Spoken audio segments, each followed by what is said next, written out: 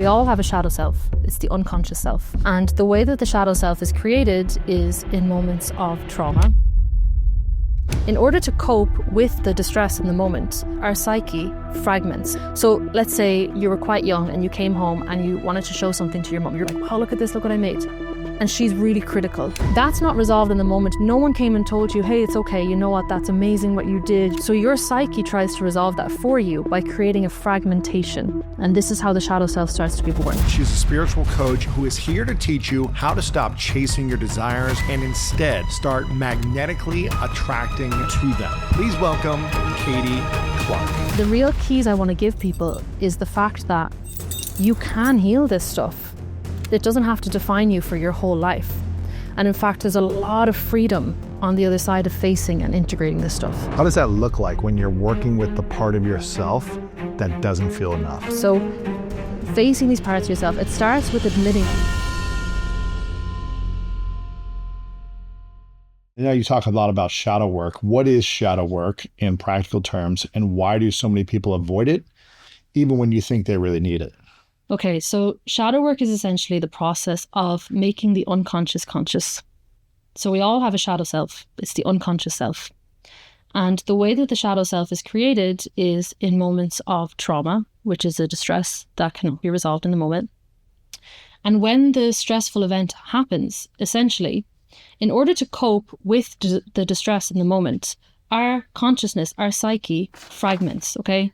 So let's say you were quite young and you came home and you wanted to show something to your mum. You're really excited to show something to your mum. You're like, wow, look at this, look what I made. And she's really critical, like she's really dismissive of you. That's not resolved in the moment. No one came and told you, hey, it's okay, you know what, that's amazing what you did. You're so clever. No one resolved that for you in the moment. So your psyche tries to resolve that for you by creating a fragmentation. And this is how the shadow self starts to be born. So in that moment, the part of you that's hurt, the part of you that feels harshly criticized, the part of you that feels like they're not enough, that part gets pushed into the dark, into the shadow. But not only that, a protector part is also born at the same time.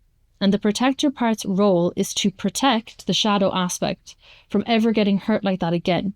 So in this example, somebody who's harshly criticized by their mother, they have that part of them that maybe feels like what they do is never good enough.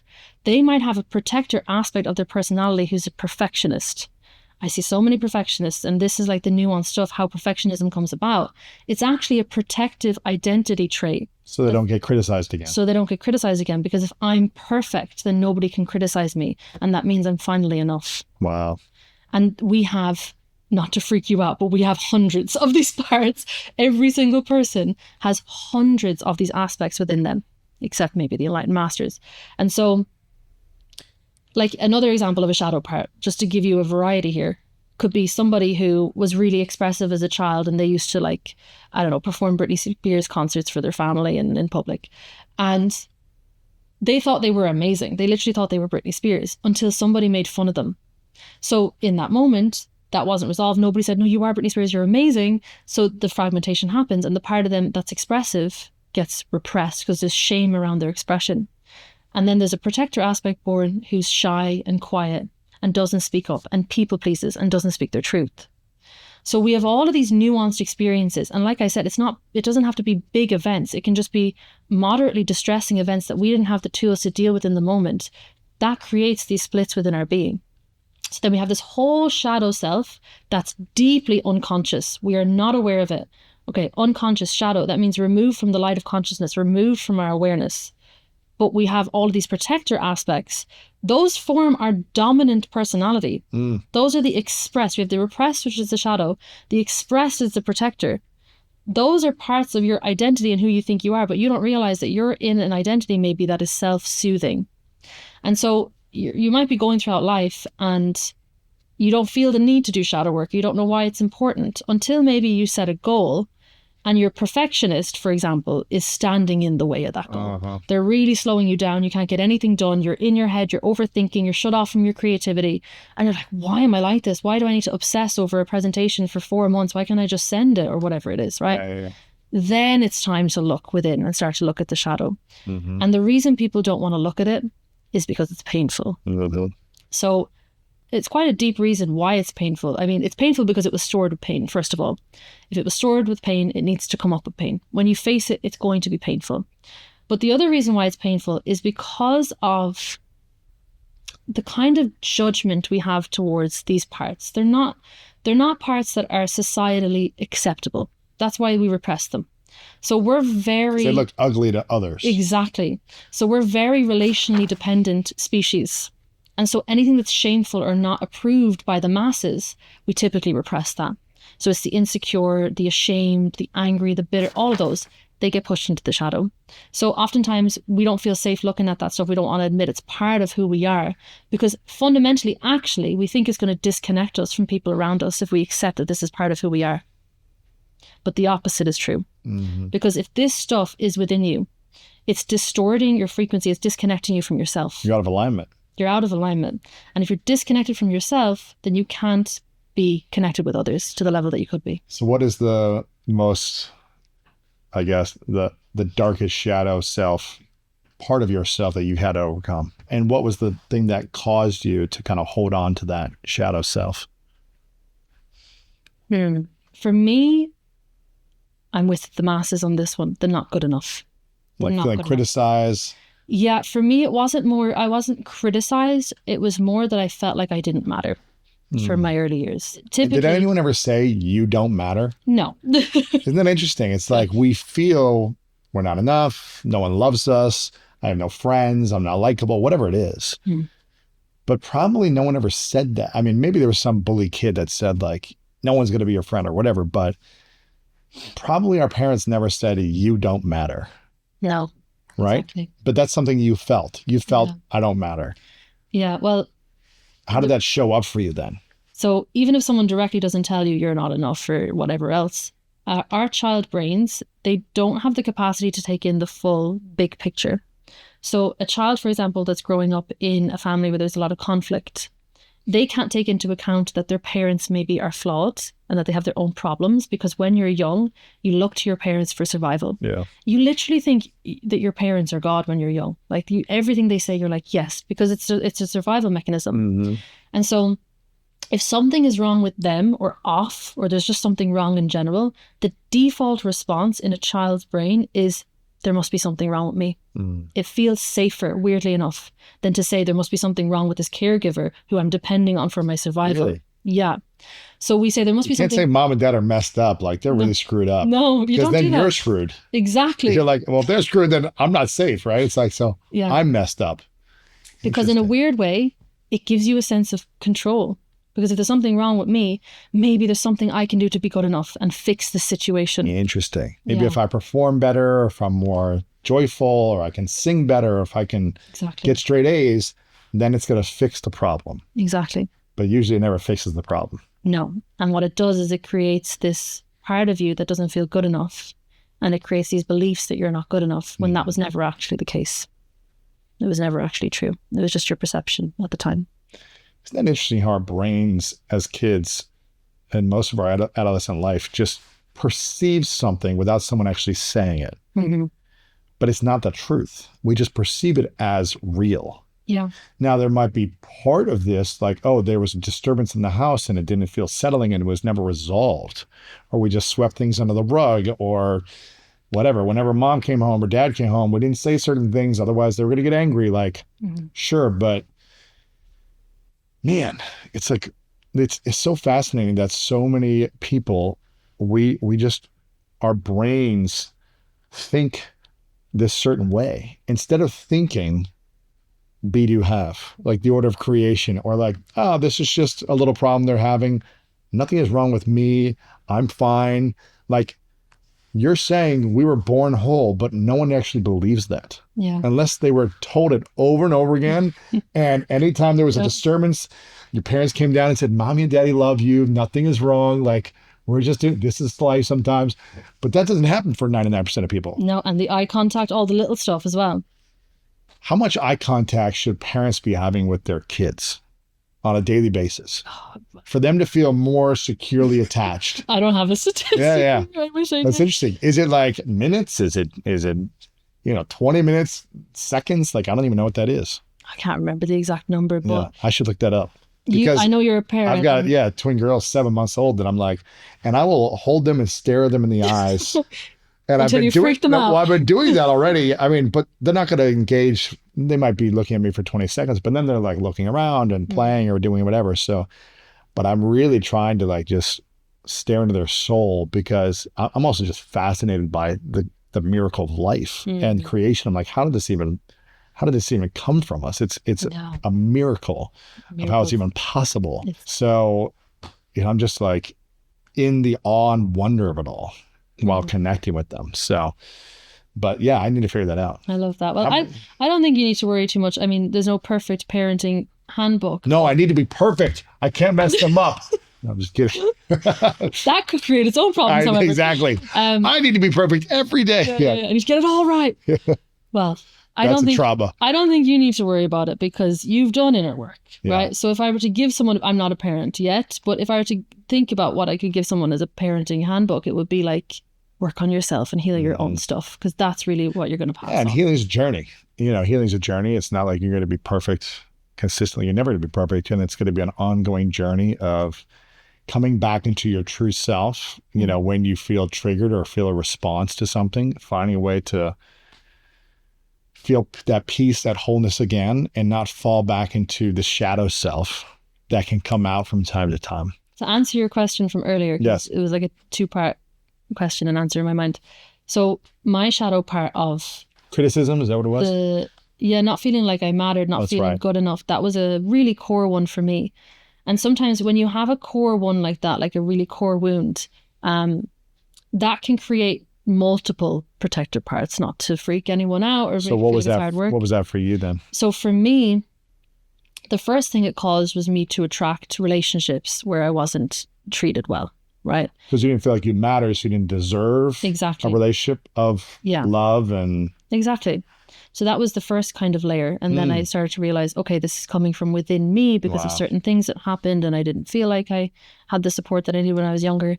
So that was the first layer. But then as I kept growing, more came out of this, where when I started on YouTube, this was one I didn't expect. When I started on YouTube, I posted a couple of videos and then I started sabotaging I couldn't post anymore. And I was like, what is going on? I felt terrible. I felt insecure. I felt inadequate. I was like, why can't I create? What is up with me? And I sat down with myself. I resisted it for months, which is what you do when you feel bad. You resist it. And then I was like, okay, I need to lean into this and figure out what's going on. So I sat down and I realized that there was a part of me, and this is where shadow work is hard. It can be really ugly to look at sometimes. There was a part of me, a little part of me, that wanted my first couple of YouTube videos to go viral, because that would mean that I'm finally good enough. Oh, man. Yeah, so it was going back to that same thing. So I had to sit with that part and go, hey, look, you can get 100 views and you're still good enough, and da-da-da. Release that part. And for me, perfectionism as well was linked to that. So that's something I had to work through with that as well. But the real keys I want to give people, and like the real nugget that I want people to go away with, is the fact that you can heal this stuff. You absolutely can heal this stuff. And it doesn't have to define you for your whole life. Mm-hmm. And in fact, there's a lot of freedom on the other side of facing and integrating this stuff. Yes. So when you started to self-sabotage, like it sounds like for a decade, you were wanting to be on YouTube and creating videos and putting yourself out there, but something stopped you. Mm-hmm. And then you finally are like, I'm going to do it. I'm going to take action. And you do a few videos. And then all of a sudden you say, actually, I'm not getting the response I wish I would have gotten. I thought that a bigger response would have made me feel better. It's not making me feel better. So now I stop. I'm giving up, essentially.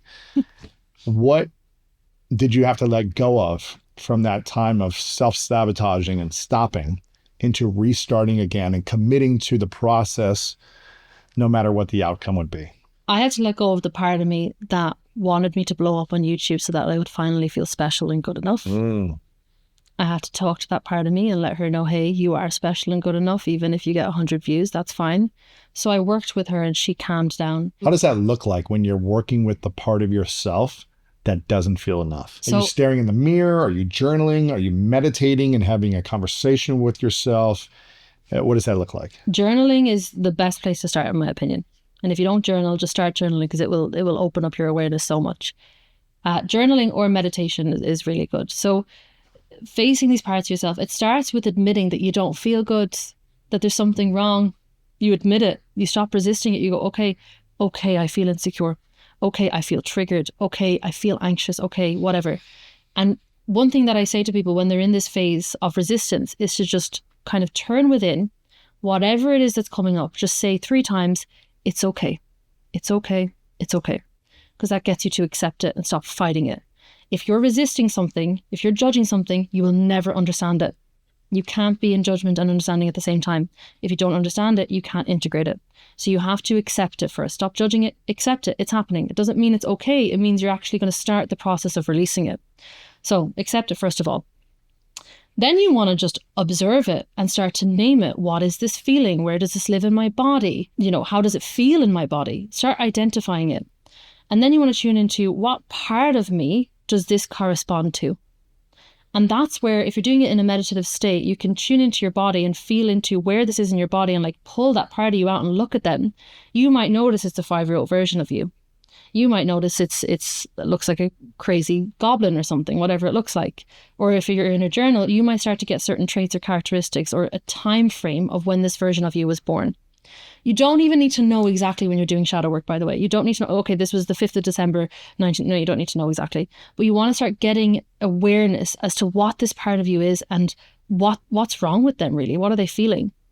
And then, and this is the key point, as soon as you feel you've connected and you become aware, okay, what this is, what part of you it is, you let that part of you vent. You let them speak.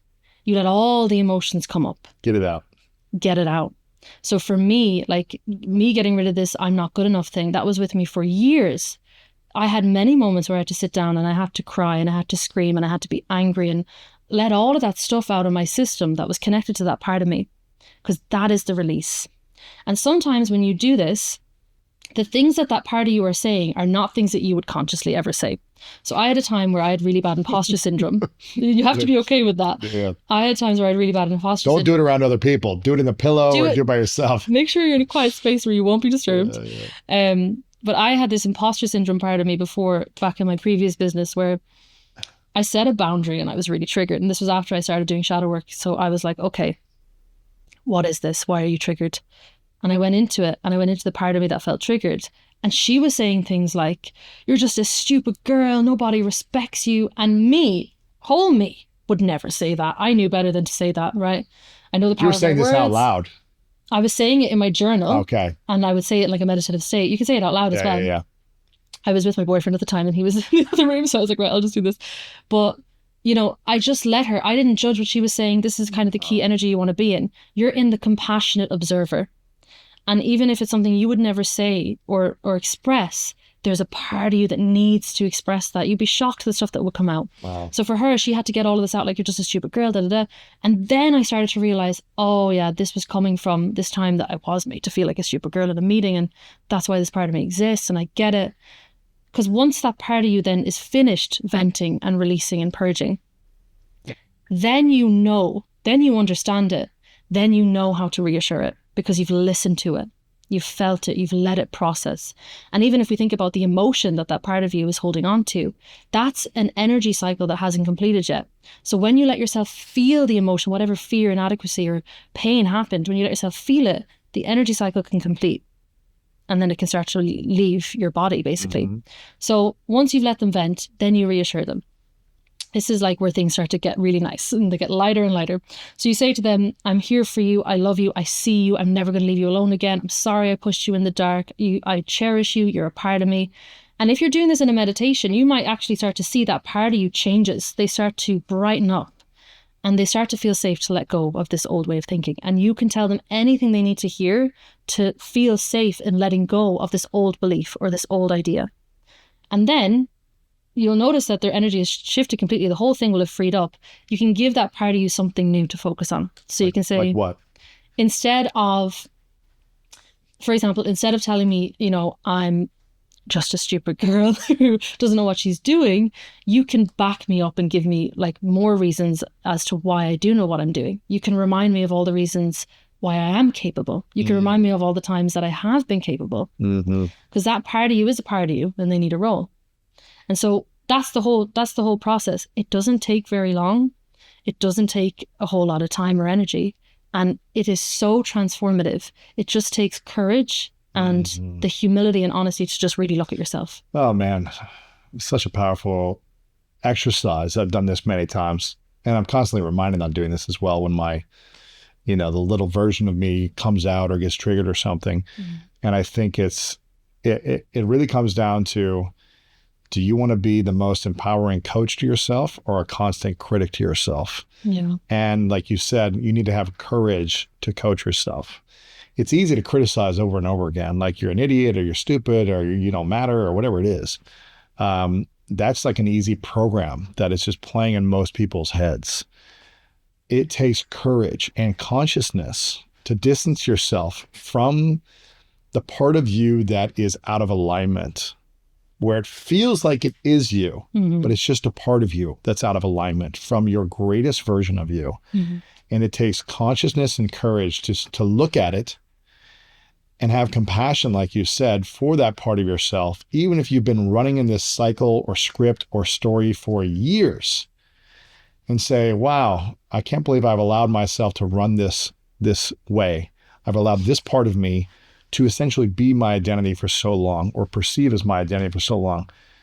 Not having all the shame and the guilt around it, but having compassion for it, having understanding, and then saying, all right, how can I be an empowering coach to myself and have compassion for that part of me? And instead of making it wrong and bad constantly by criticizing it, let me empower it, that part of me, by giving it something else to focus on, something else to channel its energy and to come back into the whole part of me. Yep. And when I can constantly bring that back inside of me, as opposed to trying to shame it, but say, okay, you served a purpose. You were here for a reason, to protect us. Now, me as the conscious coach inside of us, I got us. I'm going to lead us to the next step. And when we can be in that conscious coach more frequently, that's when amazing things start to unfold in our life. But it can be challenging if we haven't trained ourselves on how to do that. Yeah. It can be very challenging because it's hard to step away from that triggering part of you that feels like you're not enough, you're not lovable, whatever you do doesn't matter, or it always falls apart, whatever it is that you've been running in that story or that script. So it takes insane courage. Yeah. It's probably the hardest courage you'll ever have, is facing yourself in that part. Yeah. I think it's kind of a lesson on life and fulfillment and greatness as well. It's like the things that are most difficult to do are often the most simple things, right? It's the stuff that is hard to look at, the inner work that's hard to do. When you actually do that stuff, when you just make the commitment to always be with yourself, always look within, always ask, well, why am I responding that way? Well, what is it within me that's creating this? If you commit to doing that and you commit to working hard on yourself and your energy, you won't have to work so hard in reality, because the internal is looking after the external. That's true. How would you describe what someone's frequency means, and why does having the right frequency in your life determine whether you will manifest what you want or what you won't create? So your frequency basically is consisting of the sum total of you, okay? So when I talk about frequency, I'm talking about your overall identity, essentially. So that is the sum total of your beliefs about yourself and the world, your dominant emotional state, and then your thoughts. All of that comprises your energetic frequency. And when we think about it, everything in this universe is energy, okay? This table is energy, that camera is energy, all of it is energy. But we are energetic beings as well at our core. So we have these physical bodies, we also have energetic bodies, we also have thoughts existing on the mental field, we also have emotions. All of those things have an energetic frequency. So the primary kind of shareholders of your frequency is your emotions, your thoughts, your beliefs. How does someone then elevate their frequency to a level where they can manifest what they want? Yeah. Because there's a lot of people that feel like they have a desire, they want to create something, but they have a roadblock over and over again, and they feel stuck or trapped. And they feel like no matter what I do, I'm not creating what I want. So how does someone raise their frequency to start attracting abundance? When people think about manifestation, they don't realize the power that their energy actually has. And they're looking at physical reality, and they're putting most of their focus actually on what they want to change in their life, right? So let's say someone wants to manifest abundance. That person more than likely is focusing on the circumstances of lack in their life, because they're so frustrated with the lack that they're constantly thinking about, I don't have enough money, I don't want to have this unexpected bill, etc., etc. And so the biggest hurdle, I think, for people when they're trying to shift their energy and shift their frequency is they're too focused on their circumstances and their reality that they don't prefer. Because when you focus on something, essentially, you are using that basically as feedback to your system. And for example, if you have circumstances of lack and limitation, you might start believing that that's all that's possible for you, right? So you're allowing your circumstances to continue to define your beliefs about yourself, about your money, about the world.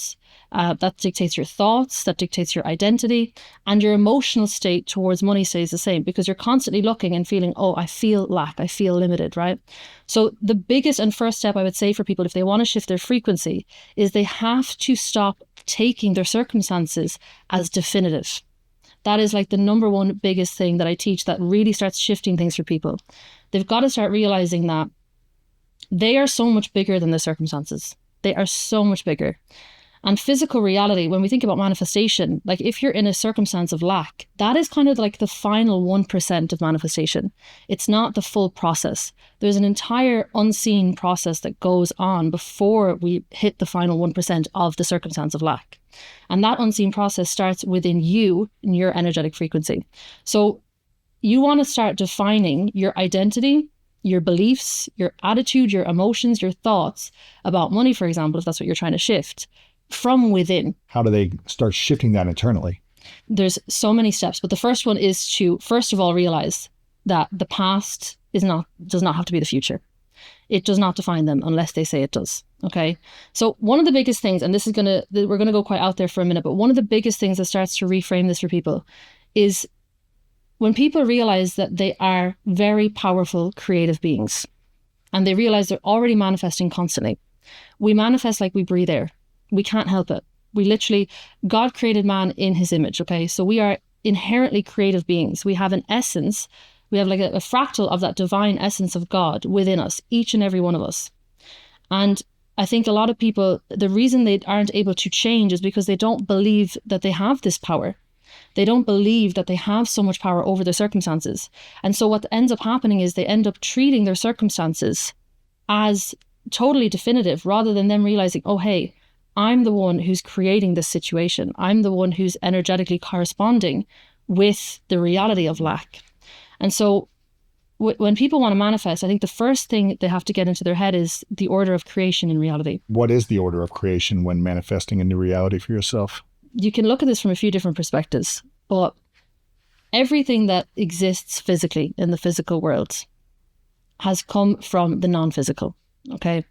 So everything physically that exists is just particles vibrating at different frequencies, right? Before they exist as particles, they exist as waves of potential in the quantum field. So there's infinite potentials in this unseen field that is beyond our senses. What we call physical reality is less than 1% of what exists in the entire universe, right? And so us as well as human beings, we exist on the physical plane, but we also exist on the mental plane, the plane of thoughts, which is beyond the physical. And we also exist on the spiritual plane, where infinite possibilities exist because we are one with the Creator. And the reason I think this is so important for beginning to shift your frequency is you've got to open up your mind and realize that you are so much bigger than physical reality. Because we've been gifted mental faculties like imagination, intellect, intuition, reasoning, will, we have the power to direct our creative consciousness at certain possibilities in the quantum field and then bring those into form. There's an experiment in quantum mechanics, it's called the double slit experiment, which essentially shows that electrons exist as waves of potential, so many possible states in the quantum field, until they are observed by an external observer. And then they start behaving as particles. Okay, so what that shows us is our consciousness and what we call the material world is intrinsically linked. Mm-hmm. And we are influencing everything around us constantly through our focus, through our awareness, and through our perspective, right? And so the first thing you've got to notice, okay, I am playing an integral role here. I am not just this physical body. I always say to people, you did not just fall out of a coconut tree. You are consciousness embodied in physical form. You are consciousness being directed into the mental field at your neurological tissue that's created mind. So you're existing in the mental field. And you're also consciousness existing in a physical body. And so the way you start rising above and shifting your frequency is you start to harness and realize the power of your energy and the power of your thoughts, your perspective, what you focus on, and your beliefs. So you want to start really defining that stuff for yourself from the energy of, as soon as I change my beliefs, as soon as I change my perspective, as soon as I change my attitude, as soon as I change my identity, everything around me will start to change, because that is the way that it works. So first, even if we've never experienced success or the feeling of abundance or the feeling of I'm putting in an intentional thought out in the world of wanting to create something and it comes to me. Yeah. Although we're manifesting all the time, no matter what, we're constantly manifesting what we're creating in our life. But if it feels like what we really desire, we're not able to manifest. First, it's shifting the belief that it's possible. Is that what I'm hearing you say? Yeah. Because if you never believed it's possible, it's going to be hard to create it. Exactly. And is that the order of creation? So the order of creation, if we break it down simply, is be, do, have. I know you had Myron Golden on a little while ago, and he spoke about this. Yep. So in Genesis, it says, be fruitful, multiply, have dominion. It says it right there in Genesis. So essentially, you have to be the version of you who's there already before you can take the actions, before you can have the material results. That is the order. It's not have, do, be. It's be, do, have. So even if you've not ever experienced something in your physical reality, manifestation is not about experiencing something physically or getting something in the physical world. When you look at it on a deeper layer, manifestation is about getting something internally so that you can see it reflected externally to you. Because what you're perceiving is just a mirror reflection of your state, of your energy. That is all. That's it. Yeah. So you're perceiving in the physical world what you're experiencing in the internal world. Exactly. How does someone know what frequency they're actually operating at right now in life? By looking at their life, by looking at their results. So you can very quickly tell what your beliefs are, what your identity, self-concept is, by looking at the results that you have in your life. You look at your finances, your relationships, your career, what you feel you're worthy of, all of these things. That can tell you really quickly where you're operating at. So look at your life, look at your relationship, look at your bank account, look at everything around, look at your health, look at your body and say, okay, is my life have the results that I desire, or am I kind of mirroring the thoughts, beliefs, and emotions inside of me physically around me? Yeah. Okay. So first do an assessment, your frequency, your energetic frequency, it sounds like, and assess where you're at in your life. Yeah. And, at one point in my life, I was sleeping on my sister's couch for a year and a half. I had no money. I was broke, living off 3 credit cards. And it probably was a reflection of kind of where I was at in my life internally. And once I started to shift that belief around myself and what I'm capable of, I started to see external results as well. Is what I'm hearing you say is first take a look at your life and see where that is. Then look at the order of creation, which is instead of wanting to have something and feeling a certain way once you have it, feel that way first. Be that way first. Be the love you want to be positivity, be joy, be fun, be playful. And you'll start to create more of that around you as well. Absolutely. And it's not easy to do. Why is it hard for people to be before they have? Because we're conditioned to focus on the external, to define our value, our identity from what we see around us. We've forgotten that we are inherently creative beings. And we're not taught how to use the power of our mind, our imagination, belief, intention, none of that. We don't even know about our intuition. We don't know about any of that. All we know is what we see. So we base everything off what we see with our eyes, not realizing that that's just a tiny fractal of what exists, and not realizing that we are so much bigger than what we see. And so it's a kind of a conditioning thing. It's a lack of awareness, really. We don't have the awareness to realize that we can be so much more than what we've been experiencing. What's the one thing that you see people do that keeps them stuck, even when they're consuming all the right content, going to the right courses and events that are teaching them something about creating what they want? They have the coach, they're investing in the books, they're watching your content, but they're still stuck. What is blocking them from creating that breakthrough?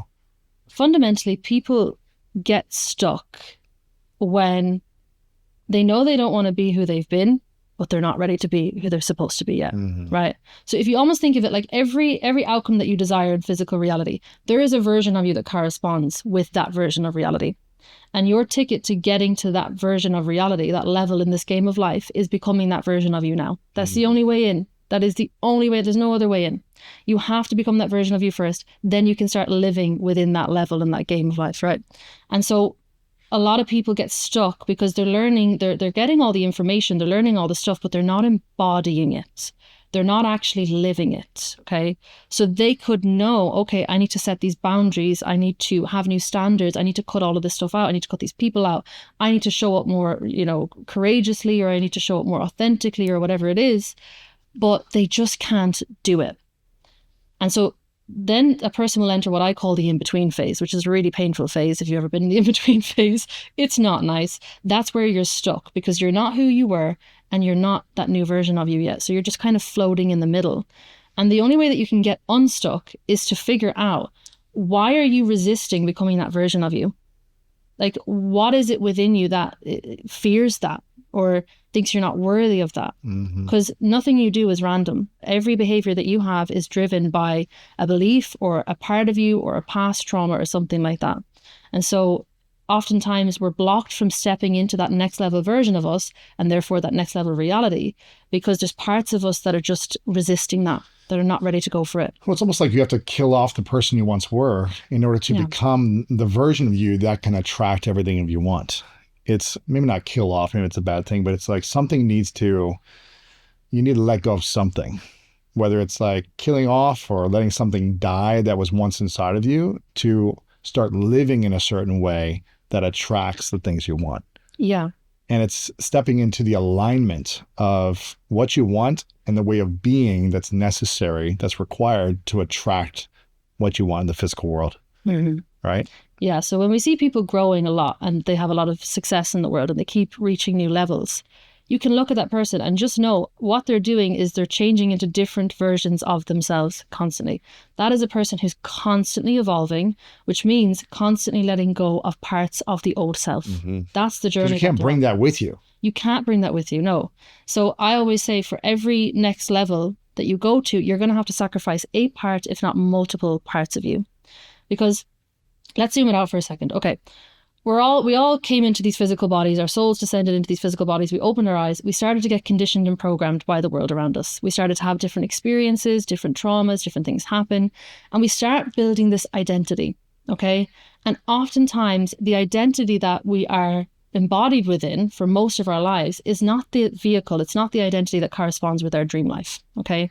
So we end up with these characteristics and traits that are not aligned with who we really are. They're not aligned with our true path and our true purpose. And then we want to get in alignment with our true path and our true purpose. And we're like, this is going to be great. We don't realize we have to kill off a whole lot of this old identity in order to actually resonate energetically with this purpose, with this dream life. And where does the ego play into all this? The ego, oh my goodness. The ego gets the ego has a lot of negative connotations. To me, the ego is not negative. You almost want to think of it like this, right? The ego is just like the character that you're playing, right? It's your consciousness at your essence. You're not just this physical body. You're not just your mind. You know that because you can observe your mind, your thoughts. You can observe your body. So you're actually the observer, which is the pure consciousness within you, okay? And the ego essentially is the character that your consciousness is playing in this physical world. So it's like light filtering in through a stained glass window. I think I heard someone say that before, but that's such a good analogy. You're the light, but you're also the projection through the stained glass window, which is the ego, the character. And even if you want to think of it like a video game, you're the character in this video game, but you're also the player of the character. So the ego is kind of like your vehicle throughout this reality. It's not negative. It can be very limiting though, because if you're playing in an ego character that's not aligned with the life that you desire, then that is going to be standing in the way of you resonating with it vibrationally. So how does someone harness the power of their ego to be in alignment for good rather than something that's hurting them? Personally, I believe the most powerful first step for being able to manage your ego, you want to think of it like a wild horse, because it will control you if you're unconscious of it. You need space from it. You need space. That is the ultimate step one. When you don't have space from your ego, you think you are just the way that you are. You don't realize that you have the power to change your characteristics. And even if you look at, when you wake up in the morning and you open your eyes and your consciousness flows into your brain, you automatically start firing and wiring the same thoughts that you did the day before. Automatically, it happens on autopilot.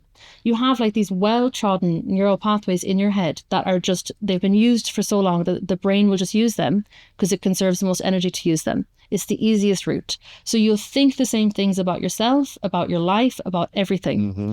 And it's very difficult to step into a new version of you, a new way of thinking about things, while you're still entrenched in the old one.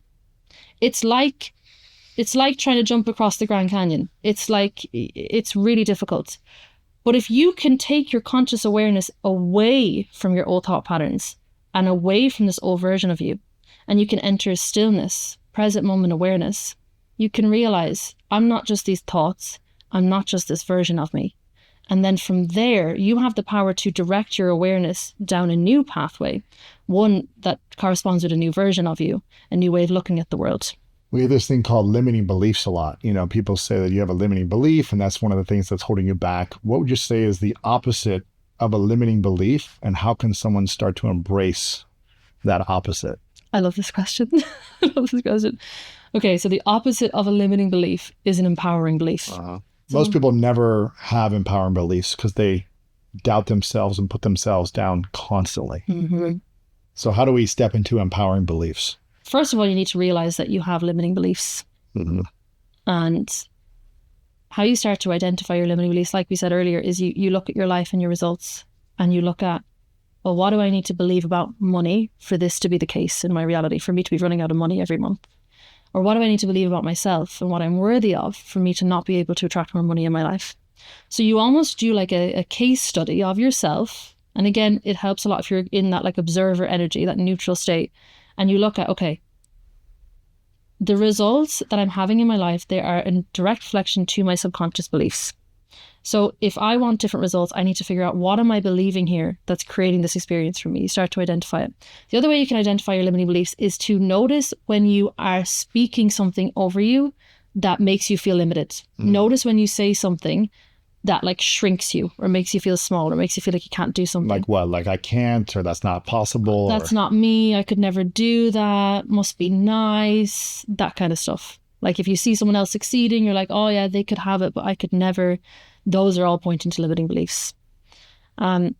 So that step one is you have to identify first when you have limiting beliefs. Once you have realized, oh wow, okay, I have a limiting belief, you want to kind of figure out what the narrative is and where it's coming from. Oftentimes we have limiting beliefs that get into our subconscious mind at a very young age, because when we're young, our subconscious mind is like a sponge. When we're children, especially below the age of 3 or 2 years old, we just take in all the information from our parents. We don't have like that conscious part of the brain that can like divide out what we want to take in or not. It's just automatic. It's kind of a survival thing, actually. We need to, in order to survive, we need to just learn quickly and absorb information. But if you grew up in a household where your parents were constantly stressed about money and they were saying money doesn't grow on trees, that kind of stuff, that gets right in there to your subconscious mind. And once a belief is in your subconscious mind, it gets to work automatically creating your perception of reality. Because if you think about it, okay, what is a belief? A belief is a thought backed by emotional conviction, typically. Like if all the thoughts you were to think were to get into your subconscious mind, that would be crazy, because you could think about a giraffe and then all of a sudden you'd just be perceiving all the giraffes in your environment. It would just be mad. So the only things that really get into your subconscious are the beliefs that are backed by a lot of emotional intensity or repetition, which cause an emotional intensity over time. That's what creates your subconscious beliefs, other than the beliefs that are formed in childhood when you're really young. And so when we think about a human being who has a certain set of beliefs, that's essentially the information that you have perceived throughout your life, that your body has registered as important because you had an emotional reaction to it. And your subconscious stores that basically as a program to make sure you focus on that stuff, because you've signaled that this stuff is important because you're emotionally tied up in it. And so you will perceive in reality that which is in the box of your subconscious beliefs and nothing outside of that. That'll be your experience. And it will also dictate what your body does. It will dictate the actions you take automatically. And people have a hard time like believing this, like, oh, if I change my belief, things won't just change. But your body is automatically already taking actions based on your subconscious beliefs. Like if you have a belief that I'm not good with money, you're automatically not going to be good with money. But if you switch that belief to I am good with money, your body will automatically start being good with money because your subconscious mind controls your body. Okay. Yeah. And what for you then was the biggest limiting belief that you had to break through? And the moment you broke through it, you started creating a whole new world for yourself. For me, it's been constant, honestly. I'm constantly changing beliefs. I think one of the biggest ones, and this seemed like a subtle one at first, was believing that I couldn't make YouTube content because I didn't have a prior qualification. Mm-hmm. That stopped me for years. Really?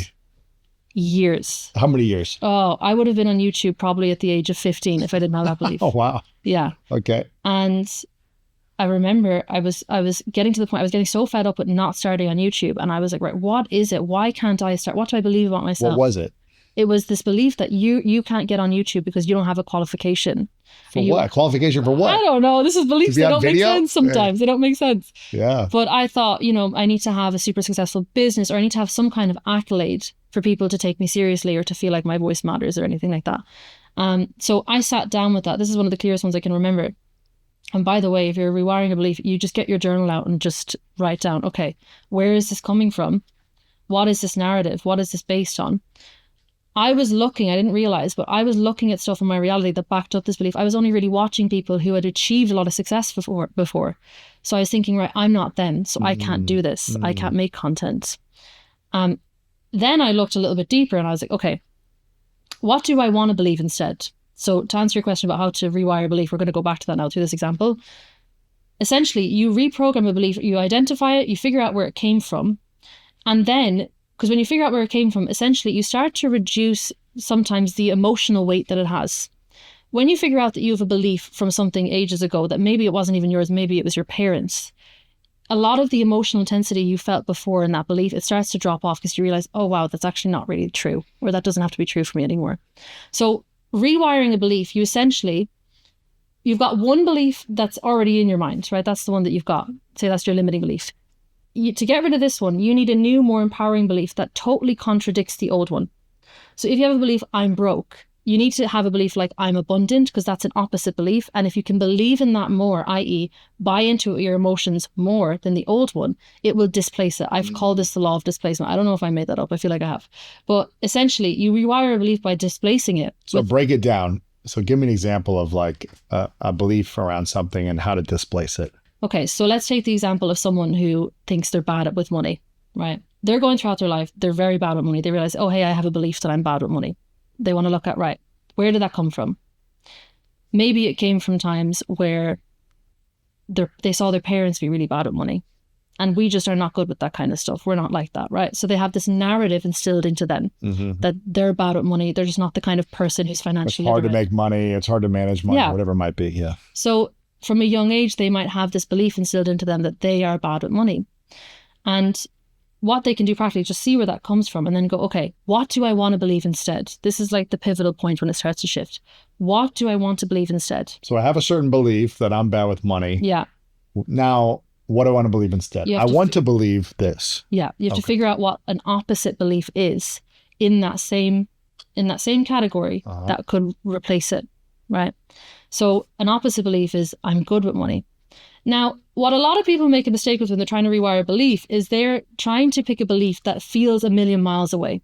So someone who has the belief I'm bad with money, they might want to bring in a belief I'm amazing with money. I'm like Warren Buffett, but that's not going to work because you can't buy into that with your emotions. So it's not going to rewire it. It's not believable. It's not believable. Right. No. Your body doesn't believe it. You're lying to your immune system. Everything is like, but that doesn't feel right. I'm just lying. Yeah. So how do you create a new belief that you've never experienced without lying to yourself?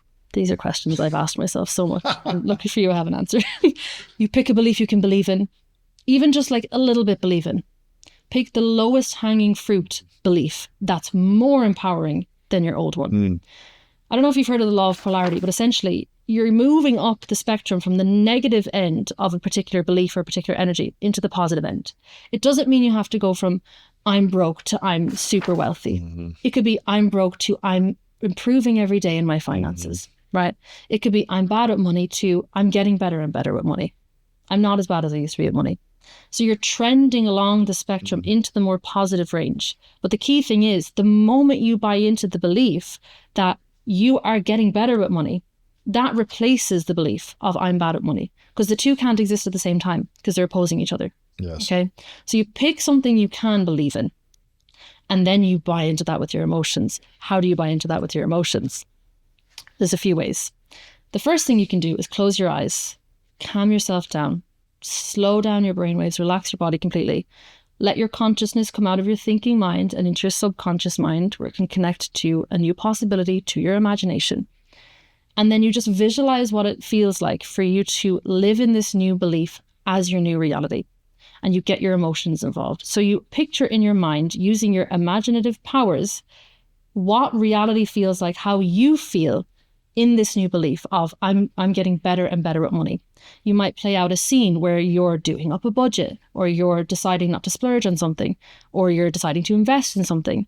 And key point, you feel how that feels in your body. What you're doing in that moment is you're bringing in the new thought of I'm getting better at money. You're bringing in the emotion that's associated with that thought. And the more you can feel that emotion, the more it wires in the new belief, because a belief is just a thought backed by emotion, right? Mm-hmm. So you have the frequency of the thought, the frequency of the emotion. When they come together, they get wired in. And when it reaches the threshold that you're feeling that more than you felt the old one, then it displaces the old one and enters your subconscious mind. A belief is a thought backed by emotion, right? What is the emotion that has been on repeat for you lately that is not serving you, that you're working on overcoming? Impatience. Impatience? Yeah. You want everything done yesterday? Yeah. I'm having to catch myself because I'm pedaling into the future, because I get excited about all the things that I'm doing, and then I forget to be here now, which is so important, because your power is here and now. All the opportunities you could ever need are right in front of you right here and now. They're not in the future. So yeah, for me, impatience, present moment awareness is something that I'm having to come back to. Mm-hmm. Okay. Yeah. So how do you, if someone is impatient, how do they learn how to be present with this practice? I think for me, when I'm personally trying to learn something, and this is what I feel like helps a lot of people, you kind of have to understand what you have to lose from operating the way that you're operating, right? So for me, working on impatience, I have to look at, okay, what is it costing me being impatient? It's costing me the present moment. It's costing me my power right now in this present moment. It's costing me my happiness and fulfillment right now in the present moment. And it's also blocking me from surrendering and allowing things to unfold actually as they need to. There's a really great verse I love. It's, with man, this is impossible. With God, all things are possible. And essentially, the meaning that I interpret from that is, when we're forcing all the time in our logic and we're trying to figure everything out, we're trying to think 20 steps ahead, we typically get in the way of the divine path unfolding in the best possible way. Because whatever future outcome that you want, it's going to be a different version of you at that outcome, as we spoke about. And what's logical to that version of you is very different to what's logical to this version of you. So you trying to figure everything out from this old version of you, you're not even the version that's going to be at this new reality. So you're typically not going to know the ways how. Like, you don't have all the information yet of how this thing is going to unfold. So a lot of people, they stress themselves out getting impatient, getting frustrated, thinking 10 steps ahead, when the only step you can really have control over and you can really figure out is the one that's right in front of you. And I always say to people, the path illuminates as you walk it. You're going to know what next step to take. And when you step on that step, then you're going to know the second step to take.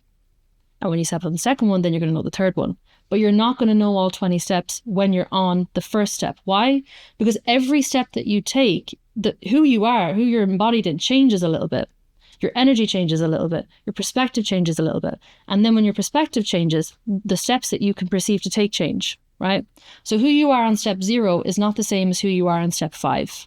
And that is why you need to be patient, because you have to go all in on the step that's in front of you so that you can keep stepping forward as this new version of you. Your energy keeps shifting, your perspective keeps shifting, and then the path just unfolds as you walk it. It's so hard for people that want to know exactly what to do in the future. They want to strategize everything. I mean, I'm guilty of that as well. It's like, okay, I want to know exactly, I have a goal. I want to know all the steps it's going to take to get there, or at least a semi-detailed plan.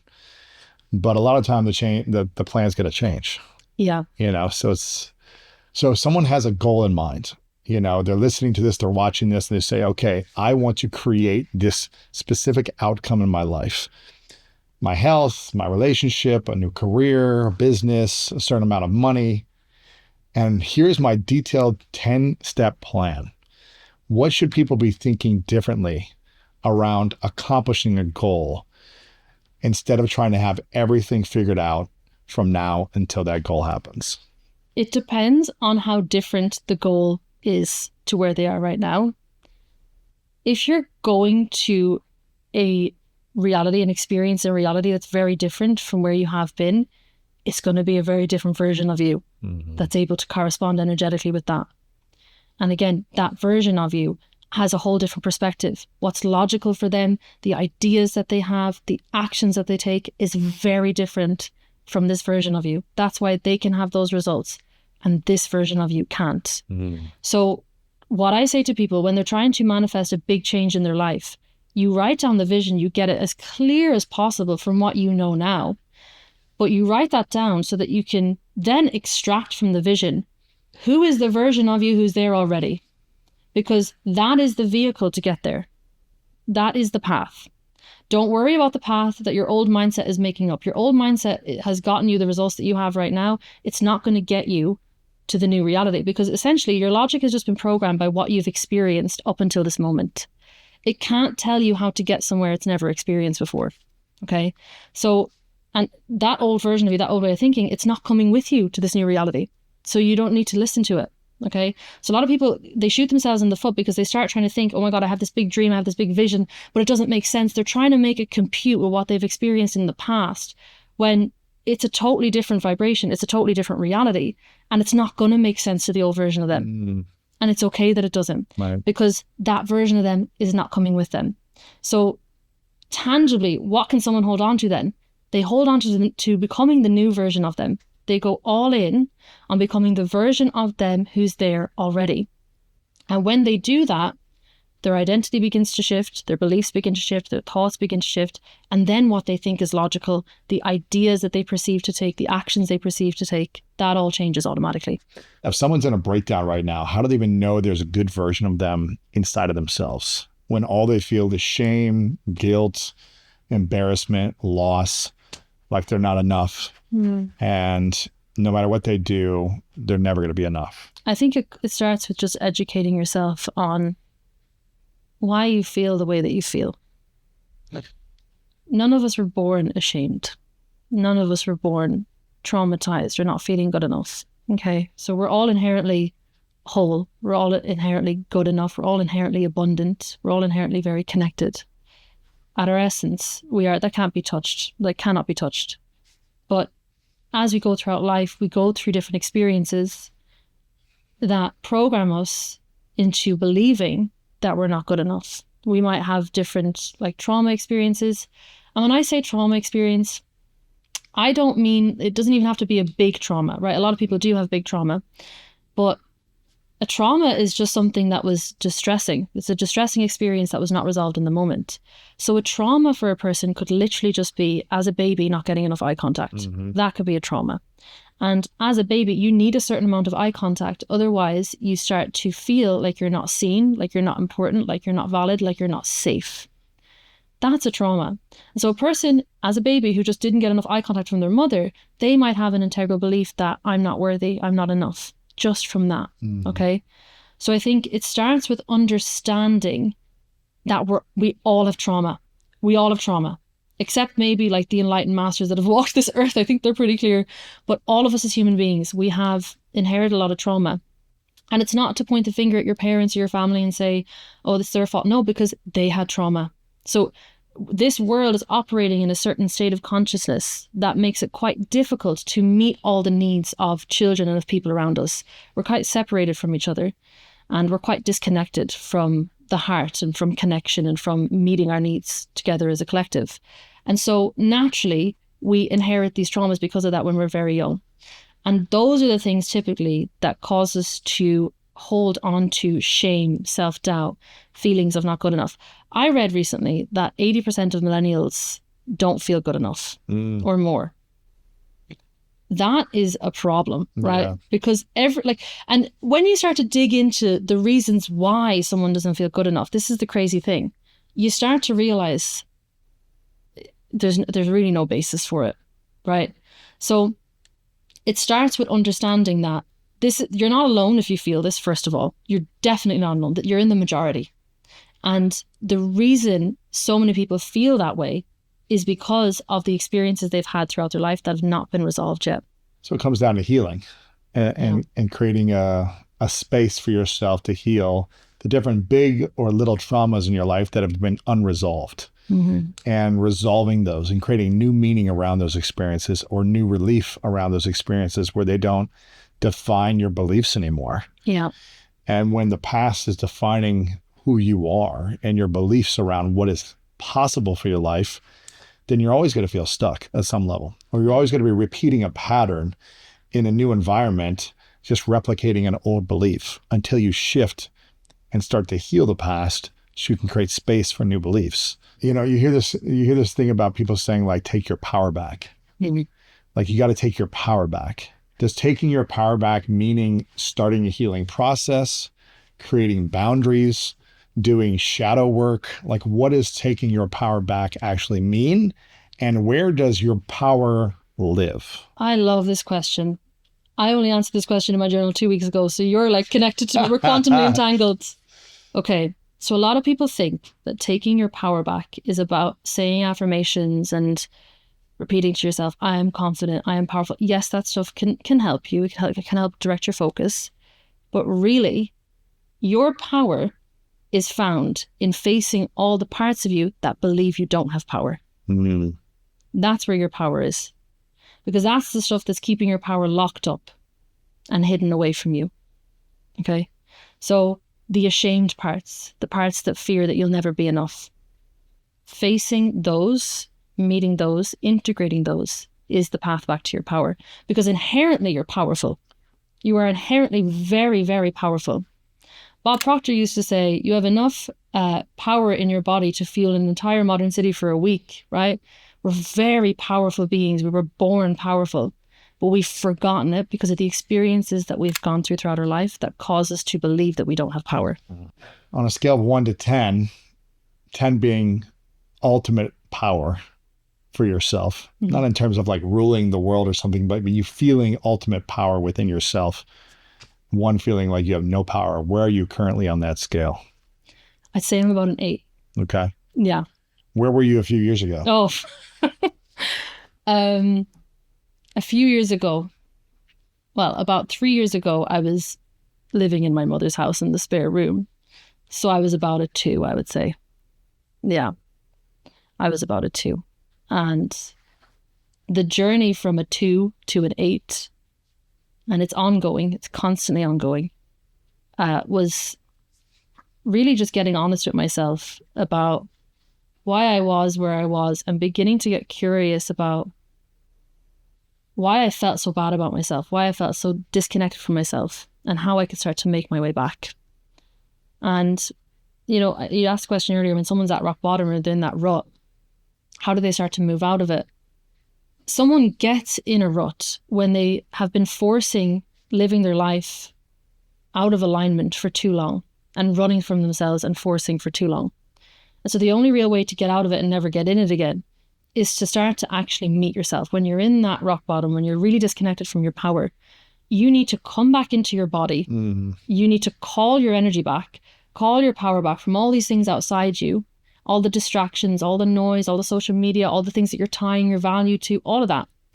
you need to come back into your body, regulate your nervous system, connect with yourself, begin to talk to yourself, begin to get to know yourself. That is how the journey begins. The most important relationship that you will ever have for your whole life is your relationship to yourself. It's the only person you're going to be with till the day that you die, and then after with your soul is eternal, right? And so, you know, the things that you're thinking about yourself, the way that you speak to yourself, that connection you have to yourself, it's the foundation for everything else in your life. So if someone is in that phase, like where I was a couple of years ago, where I was so lost, so disconnected at that rock bottom, the way back to your power is by realizing you have the answers inside you, and you need to come back to yourself to find them. Yeah, but a lot of people don't feel like they have the wisdom inside of them, right? They don't feel that way. What do you think is the biggest thing blocking you from your next level? And whatever that looks like, doesn't mean it has to be creating more money or more followers or more results externally, but whatever that next level is for you. Mine is quite niche. I'm going to answer honestly, even though it's quite niche. For me, I'm in a bit of a dance at the moment with balancing my masculine and feminine energy. I've been in my masculine for a really long time, and I naturally have a good balance of both, that like left and right hemisphere. But I think my next level is going to require me to be more in my feminine. What does that mean? So what we were talking about earlier, the impatience, more in that surrender, that flow, that present moment, more in my creative element. And that's going to require me to trust a lot more. Why is it hard for you or some women to trust and step into their feminine nature? Well, because we live in a masculine world. Masculine energy runs supreme in this world at the moment. Feminine energies are not prioritized so much. So we're in the realm of intellect, of logic, of reason, of will. Those are all masculine energies. So women, when we are born into this reality, and men and women have both masculine and feminine energies, right? So the ideal man is like 51% masculine, 49% feminine, and vice versa for a woman. We each have these polarities within us. That's our creative power, right? We need both of them. They balance each other out. And in fact, your inner masculine can't be at his most powerful if your inner feminine is not at her most powerful. Because your feminine energy is like the gas. It's the one that visualizes, imagines, creates, plays. It's that presence, that regulation. And then your masculine energy is the action taker. It's the car. Okay, so it's the one that's going to actually drive, make the plans, take the actions, execute, figure out the logical how it's going to happen. You need both of them. It's the one that initiates as well, your masculine. So you need both. And what we see in the world today is most people are totally burnt out in their masculine. They're totally disconnected from their feminine because we're trained to just kind of hustle and hustle and hustle and sacrifice ourselves and our authenticity and everything just to make money or get success. When actually, if you were to come back and balance out these energies and connect to a meaningful vision for yourself and for your life, you would be far more successful. You would be successful on your own terms because you'd be feeding from your feminine energy a vision that feels aligned and lights you up. That's a lot of gas for your masculine. And so naturally, your masculine will want to take big actions and stuff to bring that vision to life because it's actually meaningful. That's masculine and feminine energy in harmony. But to answer your question, why women feel like it's difficult to connect to their feminine is because masculine energy is the dominant energy in the world. And a woman, typically she's more connected to her feminine than a man. But if she's in a stressful situation, if she's in survival mode, the default is to go to the masculine. Control. Yeah. Or a sense of control. Yeah. So the burnt out survival mode masculine looks like controlling things you can't control, overworking, procrastinating, all of that is like the kind of wounded masculine energy that we see. So you feel like you've been more in the masculine energy in the last few years? Well, for me, it's kind of gone up and down. I was in my masculine energy for my whole life up until I had a little bit of a spiritual awakening. And then I was like, oh, I don't need my masculine energy. I'm just going to live, laugh, love and flow throughout life and everything's just going to come to me, which that doesn't work either. Because yes, you can manifest certain things without taking too much action. But if you want to manifest your dream life where you're living in your purpose and your power, you need to take action. You need to have initiative. So for me, I've found that I need to basically, every time my feminine grows, my masculine needs to grow. And every time my masculine grows, my feminine needs to grow again. And so now I'm in a season of strengthening that inner feminine again, nurturing a new vision again, dreaming bigger again, because I've kind of grown a lot within this level. But now it's time for me to kind of evolve into the next level, which means greater levels of trust, connection to myself, and then greater levels of action. What do those ways of being look like then for you stepping into your feminine energy more frequently? What is that? Is that playing more, trusting people to do certain jobs for you instead of you doing everything? Like, what does that energy look like? So feminine energy is the energy of, it's receiving. So allowing yourself to receive support or anything like that. It's also just the energy of being. It's the energy of presence. And so for me personally, what this is going to look like going forward is operating even more from my heart, from my intuition, than my intellect and my logic. Because I'm grateful I have a strong intellect. It allows me to break things down and break concepts down. But, there's different types of intelligence. There's mind intelligence and then there's heart intelligence. So I'm tapping more into the heart intelligence, where I'm leading more with, connecting more to people, feeling more into what people need, and just moving more from a place of intuition rather than trying to make everything make sense all the time. Yeah. From your heart. Yeah. More from your heart. That is feminine. That's feminine energy. Yeah. If you could go into the future 10 years from now to the version of yourself who is living a bigger dream in reality, in present time, 10 years in the future, what would she say to you right now that you really need to hear? She would tell me to have more fun in the process and enjoy the process more. It's interesting you asked that question, because before this interview today, I connected with that version of me, my higher self in the future. And I said, do you have any, in a meditative state, I imagined her in front of me and I said, what would you say to me? And she was like, just have fun today. And every day from now on, when you're doing something that's in alignment, enjoy it rather than thinking into the future. So for me personally, I think that's what my future self would say to me. What's something you've been saying lately that has resonated with a lot of people? Just the more frequently you say it, it's just like everyone resonates with it. That you are not this persona that's been created from your past and from your conditioning. You are so much bigger than that. There's so much power within each and every human being, and it's not going to be found from looking outside you, looking at other people, chasing all the things that don't matter to you. It's going to be always found by coming back to yourself, facing the things within you that are causing you to be disconnected from that power. And the good news is you can do that. You have all the tools that you need to do that. You can heal anything that's happened to you. You just have to have the courage to do it. And that is where you will tap into tremendous reservoirs of potential, of talent, of insight. It's all there within you, within each and every person, waiting to be unlocked. Yeah. That's powerful. You've got a lot of great content over on YouTube, Katie Clarke 2100, over on YouTube or on Instagram as well, Katie Clarke Official, if people want to get more content. A lot of great, you do these great kind of whiteboard explanations, breaking things down. So I don't know if that's more in your masculine or feminine when you do that, but you're analytically breaking things down, which is great because people learn based on how you're creating it. So I think it's really cool. But maybe that's just something to look at, how you can step into this energy while you're creating those videos more in the future. But they've been really effective and helpful. So I want to acknowledge you for, one, having the courage to show up for your 15-year-old self, even if it was many years later, and create the thing you wanted to create, even when you didn't feel like you were ready. And two, for sticking with it after you quit for a period of time, sabotage yourself, and coming back to it, which is also a scary thing to do. So I acknowledge you for doing that because you've been helping a lot of people over the last few years. And your content, the way you share it from your unique experience and your personality, is of service to a lot of people. So I acknowledge you for being consistent, Katie, and for helping a lot of people with your message. You also got a meditation app coming out called Presence. It's coming out pretty soon. So if they go to your YouTube channel, they can learn more about that. Yeah. If they want to learn more on how to tap into this power that they have inside of them, they can check out the app as well. I've got a couple final questions for you, Katie. This one's called The Three Truths. Imagine you get to live as long as you want, but it's your final day on earth. And you get to have everything manifest in your life. You get to create whatever you want to create.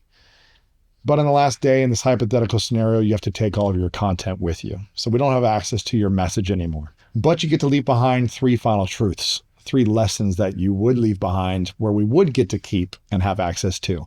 What would those 3 truths be for you? You are so much bigger than your circumstances.